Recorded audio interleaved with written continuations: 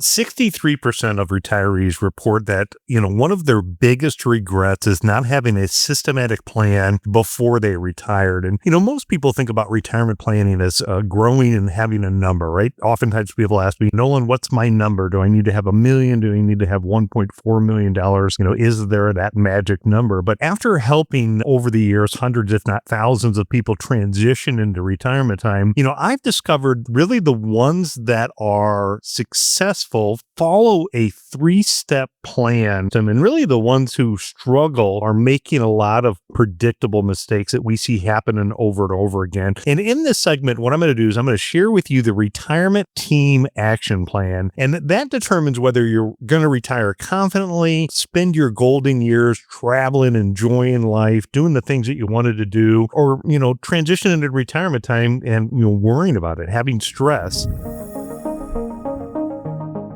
We're going to walk you through how to make sure that you have the ability to take advantage of whatever opportunities that are out there in the various aspects of your future. And if you wanted to retire well in 2026, I'd follow these 3 steps. And most people skip, obviously, the second step entirely. And here's what people often don't realize. Retirement success is not just measured by that number of what you've saved. It's really determined whether you've addressed these specific threats and are able to take advantage of the opportunities that are out there. So the first segment that we take a look at is what I will refer to as better manage your money. I would encourage you, grab a pen and paper. The biggest mistake that I see people make is managing their money in retirement and not understanding the crucial steps to determine whether you're going to be able to stay retired for life. Picture this, Tom and Sue, they retired back in the year 2007. So at that point, they felt pretty confident about moving into retirement. They had a little bit of a pension. They had some personal savings built, and they had a 401k to boot. And then with having hundreds of thousands of dollars saved up, they felt confident moving into retirement time and ultimately just decided they would take some withdrawals from money as they needed it, taking income from their 401k and utilizing their investments, and just started their retirement journey kind of just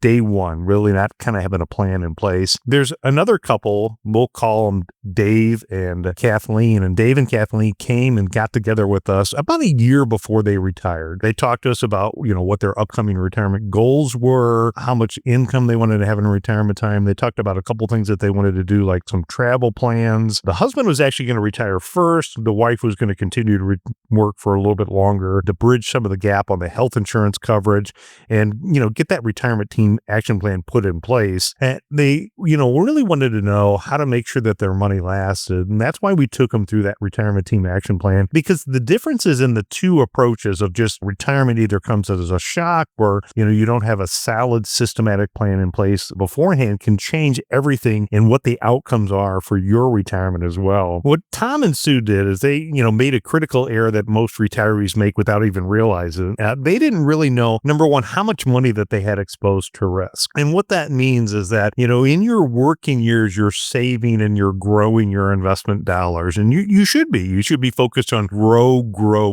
get those dollars to be as high as possible. But when you go ahead and retire and you want to better manage your money, one of the things that you want to do is transition, not just from a growth standpoint, you want to transition more into an income standpoint. You want to know how much money that you have exposed to risk. When you're looking at your portfolio, you can measure risk. And in our case, we use some technology where we can measure risk from 0 to 100. 100 is ultra high risk. 0 is like having money in your bank. You want to know that number because you want to know what level of risk are you taking in your portfolio. You also want to know if the market went down, what would be the normal range of returns of the downturn in the portfolio? Can your accounts go down 10, 15, 20%? And then you also want to know, what does the maximum drawdown look like in your portfolio? And so the maximum drawdown we could take a look at using the example earlier, somebody retiring like Tom and Sue did in 2007, because what happened is in October of 2007 to March of 2009, you saw the maximum drawdown of the market was a little over 50%. And so testing that out with your portfolio, knowing how much is at risk is important, especially important if you're going to retire in the next year as well. Tom and Sue are in their 70s, had a majority of their money really in the stock market. Those same aggressive investments investments that they have to use to build their wealth in the 40s and 50s, they thought they were making those smart decisions, keeping that money growing. The problem is 2008 happened and the stock market crashed. And so what was happening, and that was really scary, is because Tom and Sue were taking money out of their retirement accounts, using withdrawals to fund their retirement income, their account value was plummeting. Not only seeing the value go down because of the market crash, but seeing the value go down and disappear twice as fast because they're taking those withdrawals out. That is what is called the sequence of return risk, and it's a real silent retirement killer. That's not only the mistake that they made. The second critical error that they made in their plan was not understanding what is called the probability of success of meeting their long-term retirement goals. You might be thinking about the different rules of investing and the rules of withdrawals. And one that's common in the industry is a safe withdrawal rate is about 4%. But you want to run what is called the probability of success. Within the probability of success, what it's going to allow you to do is it's going to allow you to stress test different scenarios that could happen. Again, like in their situation, you could stress test, well, what happens if the negative returns happen right away in the beginning years of retirement? What happens if healthcare costs go up? What happens if tax rates go up? What happens if you live longer than expected? What happens if Social Security decreases on what their guarantee payment is? And then by looking at that, it'll tell you from 0 to 100 what your probability of success is. Then you can also look, and by identifying the stress test scenario, you can see which of the ones have the biggest impact. As an example, if a big negative of your plan is the stock market crash, well, you can make investment decisions based upon that information that can reduce and or eliminate the loss within the stock market, right? You could diversify your investments differently. If longevity is a risk, so maybe you live longer than, say, age 85 or 90 or whatever you used in your plan, there's certain types of investments that can address the longevity risk as well. So having that stress test run allows you to identify the probability of success. And this is oftentimes in our industry, it's referred to as what is called a Monte Carlo analysis. And there's software that we use, there's software that you can use on the internet to run the Monte Carlo analysis. What I would recommend is that when you run the Monte Carlo analysis, you're really trying to target a 90+% success rate of being able to reach your goals. 90 plus is what you're looking at when you're running the Monte Carlo analysis. And the third mistake that they were making is really what I would say is not having a specific purpose for each account. You see, Tom and Sue were essentially just taking retirement roulette, meaning that they had a pile of money and they were just picking at it, but ultimately they have little to no control over what happens in the stock market and the economy. And that's not really a withdrawal strategy. That's not a retirement income plan. That's, actually a recipe for disaster. And I would say, after some strong back-to-back years in the stock market, I can make a lot of arguments while the stock market can continue to rally. At the same time, you can make a lot of arguments that after good double-digit back-to-back years in the market, that there is probably more likely of a market pullback. So if you're going to retire in the next year, you've got to be really kind of careful about that. You want to look at those specific steps in that third category and developing a different bucket of money that's designed for a specific purpose. One of the buckets of money that you want to have is a bucket of money that's designed for reliable income. When you're looking at reliable income, what I want you to do is I want you to add up what is the essential income that you need to cover your living expenses. So you're talking your housing, your food, your energy, your transportation. That income needs to be covered from things that are not subject to the lottery of the returns of the stock market. Social Security, as an example, is going to make up a big part of this. It could be a pension if you're blessed from that, but if you have a gap between what, say, Social Security is going to provide and what your household income is, you maybe need to look to shift money to cover the gap that's over in that particular bucket. Second, you need to have a bucket of money that's designed to give you a pay raise in the future.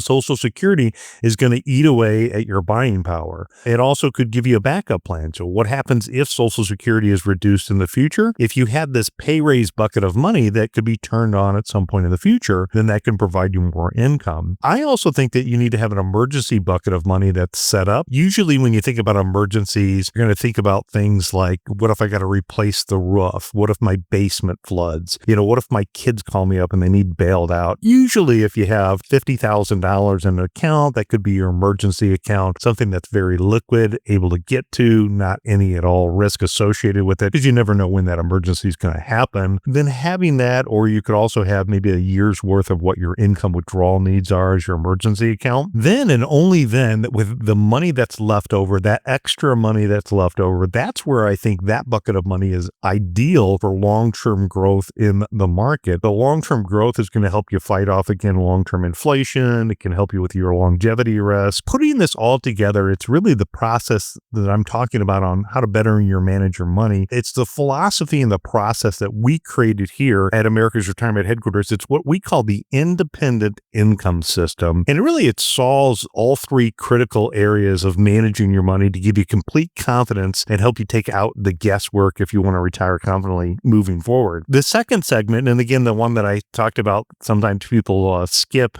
is developing a plan designed to protect your assets. And when I'm thinking about protecting your assets, I'm thinking specifically in terms of healthcare protection. Now that you know how to maybe take a couple ideas and manage your money a little bit better, the next thing when people look at it, they say, well, now I finally understand the purposes of each of my financial accounts. The next thing is, well, what could blow that up? And what could blow that up is it could blow it up as an unexpected or unplanned for health situation. If we go back to Tom and Sue, who we talked a little bit about, unfortunately, their story gets a little bit worse. If you remember, they retired in 2007, the crash of 2008 happened. So financially, they were getting hit by the decline in the market, taking withdrawals out of the account. To make matters worse, unfortunately, they retired before the age of 65. I believe they were at the age of 62, relatively healthy, and they had decided that, hey, they were just going to go ahead and not get health insurance because they could make it to age 65 and the likelihood of something happening, was probably pretty minimal. And they looked at the cost of getting health insurance, and under what's called the Affordable Health Care Act, they really had thought that health insurance was unaffordable to them. Again, they didn't know necessarily how to navigate the Affordable Health Care Act and the fact that it's an income, not an asset test. So again, working with a team of professionals that specialize in health insurance, there's ways that you can help try to minimize what the cost is under affordable health care. Being that they were in good health, they had no major health issues, thinking that they could just wait until 65, that seemed kind of logical at the time. And it could have all worked out. The problem is then life happened. And by that, I mean, Tom was diagnosed ultimately with cancer, really at the exact time that the market was crashing, his accounts were getting hammered by that decline in the market. And, Tom was fighting cancer, using their savings and the shrinking that really became kind of a nightmare. Those medical bills that he got from the insurance companies that he had to cover, it wiped out another $150,000 of their retirement savings. And the heartbreaking part of that story is Tom ended up passing away, leaving Sue not only grieving, but really financially devastated. That's what really makes it more tragic, is the fact that that could have been preventable. Again, under the Affordable Health Care Act, your health care premiums are based upon what is considered countable income. So if you're not going to retire until next year, you can take steps this year to, say, reposition assets from the countable category to the uncountable category. I know multiple people that we've helped before they retired, got together with them the year before, looked at developing a 2 or 3 year income plan to help them transition into retirement time. And by repositioning those assets, it gets you covered. You could even pick a low cost premium plan with a high deductible, but at least at that point, you know how much the maximum amount that you have at risk. And that's exactly why part of the healthcare protection plan is the second pillar in our retirement team action plan. We help clients understand healthcare costs, Medicare conditions, gap coverage, all the way down to developing strategies that are designed to protect your assets if you need long-term care without buying traditional long-term care insurance. The third part of the plan is really planning your estate. And so even if you master money management, you've got your healthcare protection, that one area that can still destroy a family's future financially is not having the right estate plan in place. And, let me ask you, the question is, when is the last time you actually look at your beneficiary forms? When's the last time you read through your will, you looked at your power of attorney documents and really understood them? Because what you have in writing matters. There's a good article on the internet. It's called The Pension Pickle, and it talks about how a teacher ultimately never updated her beneficiary form on her retirement account at work, ultimately passed away, and her husband wasn't named as beneficiary because when she set it up at the time, they weren't married. And unfortunately, it didn't turn out great because the money did not go to her husband when she passed away. When you're looking at your beneficiary forms, what I want you to do is I want you to read through your estate documents. I want you to call the investment, the annuity, the insurance companies that you work with, and I want you to ask them to send you a copy in writing who your beneficiaries are on at least every account that you own. I'm pretty confident, I would say 90% of the time or more, when I look at beneficiary forms, I find at least one thing that surprises somebody. It could be the wrong person listed. Maybe you have a primary, which is the first person, but you don't have contingent beneficiaries. Heck, maybe you discover that your ex-spouse is still listed on your beneficiary forms. But you want to find this information out because when somebody passes away after the fact, you really can't change what your beneficiary forms. If you don't think it matters, consider the fact that it does matter. Who you name as your beneficiary could completely bypass what your will says, so it could move completely different. And, what's even more shocking is if you think about some of the famous cases, so you've got, Prince, Aretha Franklin, Bob Marley, all passed away without proper estate plans in place. These people are worth millions of dollars. They probably have teams of advisors, yet they left their family to sort and figure out the mess, costing them probably tens of thousands, if not hundreds of thousands of dollars in their situation. But trust me, you don't need millions of dollars to have your wishes documented. I believe everybody over the age of 18 should have their documents in place. I'm a perfect example. For those of you who've been following for a little bit, you know that I just moved my youngest son down to Florida Atlantic University to go to college. And, part of the checklist that we did is we got his power of attorney documents updated, making sure that he had those documents in place. My oldest son who works here at the office, we recently went to freewill.com and helped him get his will put in place, his power of attorney, and his legal documents as well. Because what happens is if you don't have those things in place, you can get the cost associated with probate. You have attorney fees. Not having your wishes documented also leaves everybody else kind of guessing at what you wanted. And nothing tears a family apart faster than those money disputes and there's no clear guidance. Maybe you're watching and you think, hey, Nolan, I did our estate plans when our kids were little. Well, things change over time. Rules change, laws changes, your wishes change. So documenting what's really important to you, and at a minimum, having a will, a power of attorney, depending upon your situation, a trust. If you don't have these documents or they're outdated, including your beneficiary forms, you have two options. One is set up a time with a local attorney, get those documents in place, or two, you can use some of the online services that are out there. Like I mentioned, my son used a service called freewill.com. It literally is a service that provides him a free will and power of attorney that he was able to put in place